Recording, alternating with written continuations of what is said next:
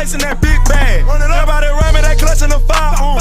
My younger day once on ride for him. He mugging we up and I hope that the What it do? It's your boy OTC Ro, and welcome back to Rude Reviews, man. Welcome back to the channel. Make sure you like, share, comment, and subscribe. Roast, dislike, do the most, man. Hit the notification button so you know when your boy's uploading to the tube. Hashtag Rude Ones in the comment section for a shout out on Friday and every single Friday. After that, I appreciate you rocking with your boy on the way, on the grind, on hustle to 100,000 of them things, man. This is another Patreon video as we continue our way onto Patreon Wednesday. Shout out to my boy on the Patreon, Javier Correll. If you want to help your boy out on the Patreon, send a link to the description. Go over there, you see what you see. You like it, you hop on. You don't, you hop off. Shout out to my boy JC. This is George Carlin pro-life. So this is stand-up. This is George Carlin's opinion on pro-life. So, legendary comedian. I have seen some of his stuff,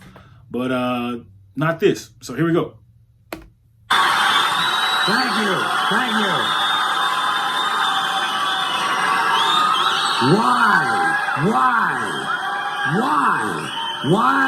Why is it that most of the people who are against abortion are people you wouldn't want to fuck in the first place, huh? I don't know if this is the beginning of the show, but he's shooting from the hip already. Boy, these conservatives are really something, aren't they? They're all in favor of the unborn. They will do anything for the unborn. But once you're born, you're on your own. Pro-life conservatives are obsessed with the fetus from conception to 9 months. After that, they don't want to know about you. They don't want to hear from you. No nothing. No neonatal care, no daycare, no Head Start, no school lunch, no food stamps, no welfare, no nothing. If you're Big facts. Big facts. They don't like, they want to care about you when, you know, in the womb, like you said, from conception to 9 months. But after that, yeah, like you said, young. That's big facts, man. These comedians be spitting more truth than politicians. You're born, you're fine. If you're preschool, you're fucked.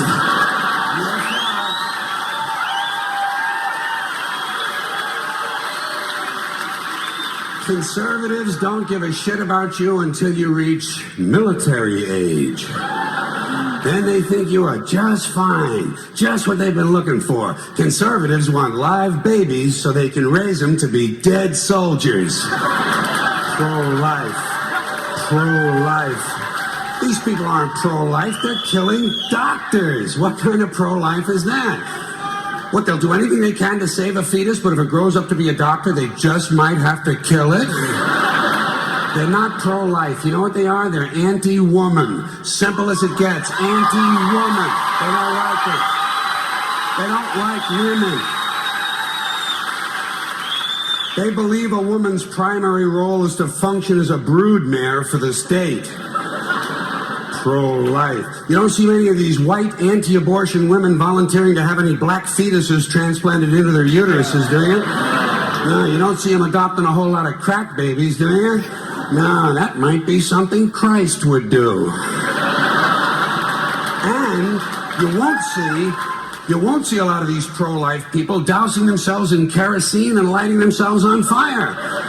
You know, morally It seems like George Carlin, and from listening to his other stuff, seems like he's just more on the actual factual. As for if it's funny because it's real life. It's not funny because I'm making a joke. It's funny because it's real life. It's actual factual. Religious people in South Vietnam knew how to stage a goddamn demonstration, didn't they? Huh?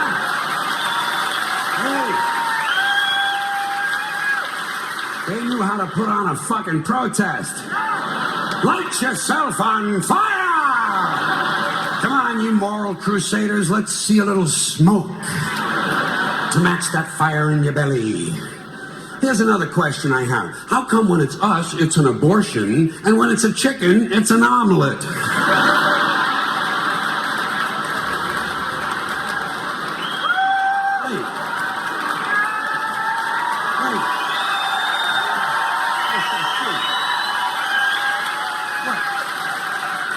Are we so much better than chickens all of a sudden? When did this happen, that we passed chickens in goodness? Name 6 ways we're better than chickens. See, nobody can do it. You know why? Because chickens are decent people. You don't see chickens hanging around in drug gangs, do you? You don't see a chicken strapping some guy to a chair and hooking up his nuts to a car battery, do you?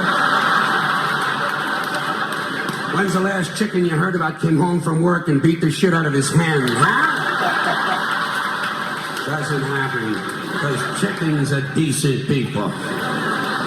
Well, let's get back to this abortion shit. Now, is a fetus a human being? This seems to be the central question.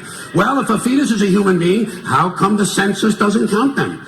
If a fetus is a human being, how come when there's a miscarriage, they don't have a funeral? That's a good point. I mean, I never thought about it like that. I never thought of it about like that. He bringing up some good points. If a fetus is a human being, how come people say we have 2 children and 1 on the way instead of saying we have 3 children? People say life begins at conception. I say life began about 1 billion years ago, and it's a continuous process. Continuous, just keeps rolling along. Rolling along. I said, you know something? Listen, you can go back further than that. What about the carbon atoms? Huh? Human life could not exist without carbon. So is it just possible that maybe we shouldn't be burning all this coal? Just looking for a little consistency. He's so smart. Just this segment right here, just so smart. And that's the thing about comedians. People think comedians, all you have to do is be funny. No, you gotta know your shit. You gotta have your research done. Just like any other profession, you have to know what you're talking about into a certain amount of detail, because there might be people in the stands that know more than you, but so you gotta be on your shit. Here in these anti-abortion arguments. See, the really hardcore people will tell you life begins at fertilization. Fertilization when the sperm fertilizes the egg, which is usually a few moments after the man says, gee, honey, I was going to pull out, but the phone rang and it startled me. Pull out game week then. Fertilization.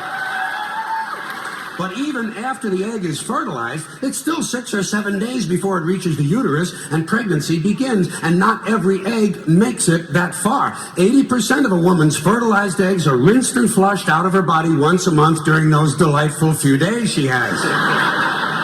They wind up on sanitary napkins, and yet they are fertilized eggs. So basically what these anti-abortion people are telling us is that any woman who's had more than 1 period is a serial killer. Consistency. Hey, if they really want to get serious, what about all the sperm that are wasted when the state executes a condemned man and one of these pro-life guys who's watching comes in his pants, huh? Here's a guy standing over there with his jockey shorts full of little Vinnies and Debbies, and nobody's saying a word to that guy. Not every ejaculation deserves a name. Now, speaking of consistency, Catholics, which I was until I reached the age of reason.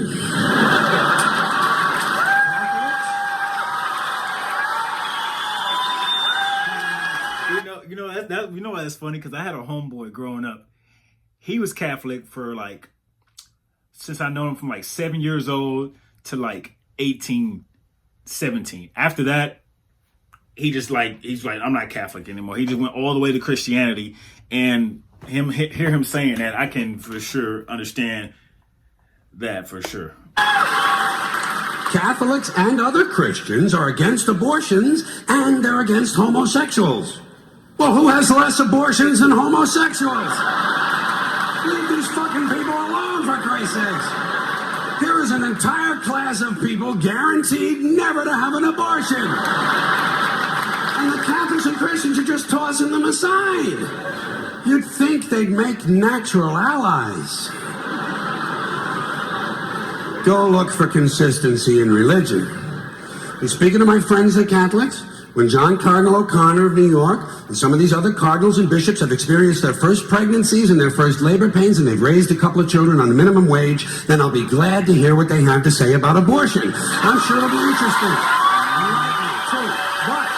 That's big facts. I'm gonna listen. That's spitting that real. in their first labor pains and they've raised a couple of children on a minimum wage, then I'll be glad to hear what they have to say about abortion. I'm sure it'll be interesting. Enlightening, too.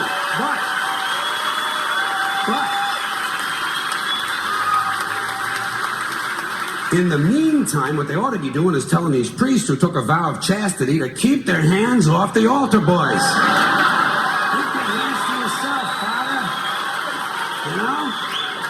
When Jesus said, "Suffer the little children, come unto me," that's not what he was talking about.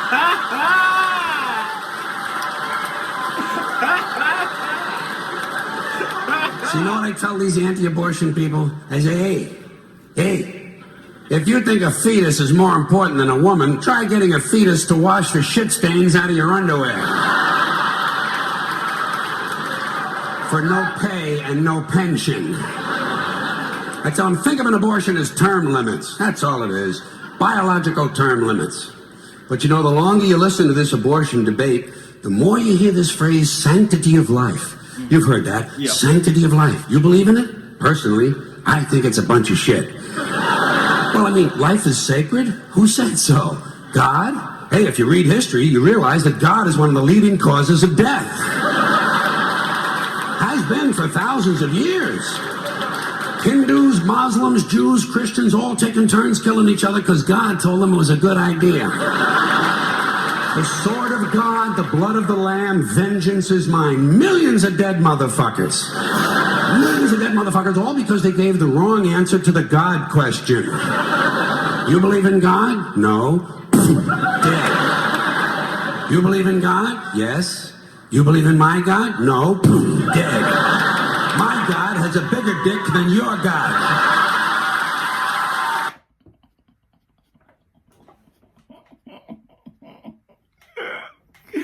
Shout out to the boy George Carlin and shout out to my boy Javier Correll, man. That was a good one. That was a good one. And it wasn't gut busting laughing, you know what I'm saying? Like ha ha ha, everything. He spit some actual truth, gave you a little history lesson, and even talked about, you know, what's going on today. Even though this was years ago, it's still, this conversation is still going on in some parts of the country, in some parts of the world, about pro-life, abortion, and all this other stuff. So George Carlin, man, legendary comedian. Once again, not gut busting laughing, but has some actual factual, some good facts in there, and some very, very smart human being he is. So yeah, man, keep sending these comedians my way, man. I love watching comedians. That's what I do when I'm not on here. I watch a lot of comedy. I watch a lot of comedy shows, sitcom shows, and just to get a feel of you know, what's out there and who's doing their thing. So yeah, George Carlin on pro-life. Shouts out to my boy JC. Anyways, man, let me know if you liked the video. Let me know if you didn't like the video. This is Rude Reviews, and as always, I will see you when I see you.